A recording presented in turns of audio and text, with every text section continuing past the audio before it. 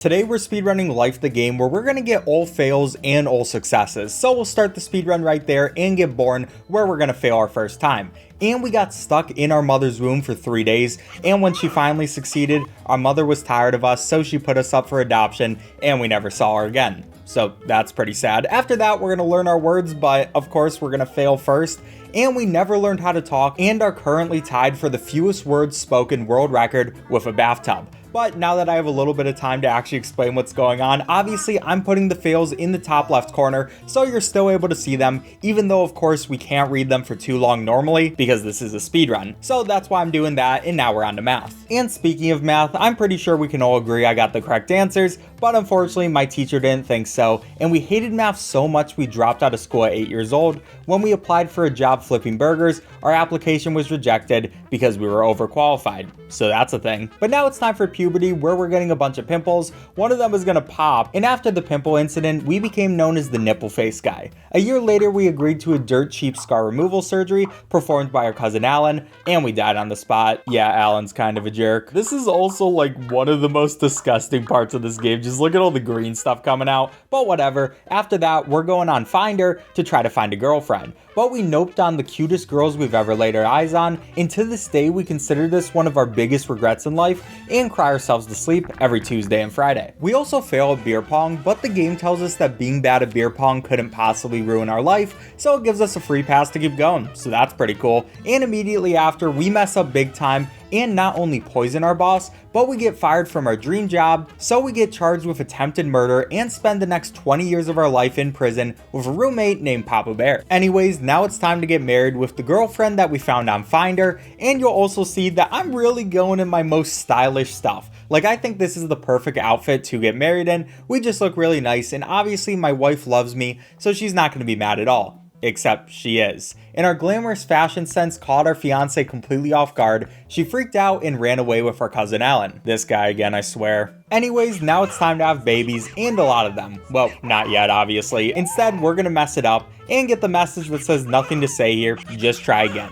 Oh, here's a funny for you. What do you call a programmer in Finland? A Nordic. You get it, because like a Nordic and then a nerd. Yeah, you get it. Now at this point, we've had a pretty eventful life so far, but now we need a midlife crisis. The only problem is I didn't get the stuff I needed, and on the way home, I realized that I forgot to buy everything, so I locked myself in a room forever and wondered what could have been. So that's pretty sad, but now we're gonna figure out what could have been, because look at us, we're ripped and have a new car. After that, we're gonna do some grandchildren stuff where we electrocute one. On our first day as a babysitter for the oldest daughter, we managed to electrocute the first, poison the second, and set the third kid on fire. Good job, now it's time to move to a retirement home and live out your last remaining days filled with sadness and loneliness. So yeah, that's a little too real. Now after we hang out with our grandchildren, we get to play around with our pills and sort them. Also, one of our pills just decided to be a ghost pill, and it's literally just floating up there. I tried hitting it with my different pills before finally just dragging it down, but yeah, that was a little weird.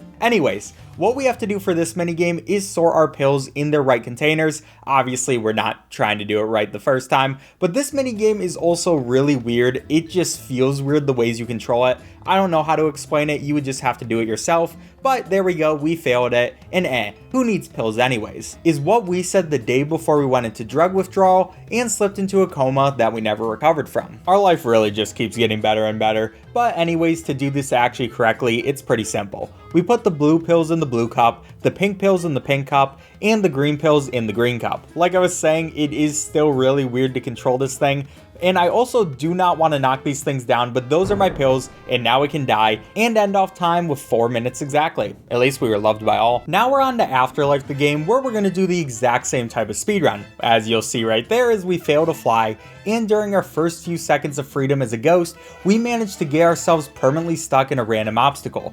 We're now destined to spend eternity contemplating all of our poor life decisions that brought us here. Anyways, after that, we're actually going to do the correct flying, and we're just making sure we don't get hit by any of these things. I'm not exactly sure what we're flying to, but we made it to the light, and now we see us flying across the sky. I don't know. But now we're back to protect our wife from all the bad things that could happen to her, like getting hit by a piece of poop. which we failed. But at least that means we're not lonely anymore. Still, she'd probably hold that against us in the afterlife, so we're actually going to protect her now, and there's a bunch of things trying to kill her. I don't really know what she did to all these people, but I'm a little bit concerned. But what I'm not concerned about is Alan. As we see, this guy's just being a Chad like he usually is, hanging out in his office, and even if I start flinging 3 things all around his office, he doesn't even get scared. It takes a 4th thing until he gets a little bit scared. Not really sure why he doesn't just leave, but he stays, and because of that, he's actually going to take our revenge plot as a sign from God to buy a lottery ticket, which he won. Can this man ever stop being so impressive? But anyways, we just have to mess around with a little bit more of his stuff, and eventually he'll get scared enough we successfully got our revenge. Now at this point, I'm gonna give you a jump scare warning here, because our boy's playing Five Nights at Freddy's, so yeah, we got jump scared, but we want him to get jump scared instead, so we can click this button a bunch of times, and there we go, he got destroyed. Then we go straight into the comedy club, where I bet you were expecting to hear a joke about ghosts, right? That's the spirit. This game is just so dumb, it's amazing. Anyways, we're gonna answer all of those correctly, and we're gonna get an award because we have the best comedy. After that, we're going straight over to a party, which we fail right away. But thankfully, even though we failed to party hard, that's okay because these underground shindigs go on for a lifetime. After that, it's time to do a rhythm game, and this rhythm game is weird mostly because we have to use our mouse to click all these buttons instead of using specific keys. And that just makes it a little bit more difficult because I have to make sure that my mouse placement is always in the right spot, and I'm not gonna lie, I'm just used to something like Guitar Hero or something where it's just a bit easier, but at least my ghost is having like the greatest night of his life. And to be fair, all these ghosts are having the greatest night of their lives. They're all dancing together, having a good time. Though unfortunately, this rhythm game kind of overstays its welcome, so while we're waiting, if you enjoy the video, make sure to subscribe. I'd really appreciate it, and that was the best night ever. Anyways, now it's time for the championship of beer pong, where we lose right away because we skipped it last time, and we get the message that you thought betting against the devil was a good idea, didn't you? Well, not only did you lose all your respect due to your laughable beer pong skills, now you have to spend all eternity with your former acquaintance, Papa Bear. I mean, I do like Papa Bear, so it's not that bad. But after that, we are able to win, and now it's time to dress up for Halloween, which I think my costume is great, but the only thing we should fear more than the Ghostbusters is the fashion police. I don't know why they had to go that hard on me. I guess we'll just dress up in a boring Deadpool costume, and now it's time to go trick-or-treating, where you'll see all across the map there's just a bunch of candy that appears randomly, not really at people's houses, which is kind of weird. Either way though, I'm not trying to win. All I'm trying to do is wait out this really long timer. Unfortunately, there are going to be 5 pieces of candy that we have to get, so they give you a lot of time, which also means that we have a lot of time to fail. And I mean, I can spin around, so that's pretty fun, but we just kind of have to wait out the thing until finally we're able to fail, and all the children laughed at us for being so incompetent and stumbling around the neighborhood like a drunken Russian teenager. I'm starting to feel like this game really doesn't like it when you fail, but that doesn't matter this time because we're actually going to succeed. First of all, you can see that the controls are very slippery. It reminds me of the pill minigame in the last game, but this one's even a little bit harder because, I mean, we just have to go all around the map, and we should have enough time to go ahead and get that last piece of candy. Now we have to sort it though. But of course, we're failing for the first time, and this means I'm just gonna put everything in its wrong place. Like, we put broccoli in our candy bag and we're throwing away all the different pieces of candy. Either way, again, we have to wait because this game just really likes you doing that. And even though we're dead, we still can't let go of our OCD. The unsorted mess triggered us so bad that we spent an entire year waiting for the next Halloween just so we could try again. So that's gonna be how we're supposed to sort it. I don't know why there's a razor. Did someone give us that for Halloween? That was a little weird. But now we have everything we need in our basket, so it means we can finally bust out. First of all, we're just gonna die. Who are you gonna call?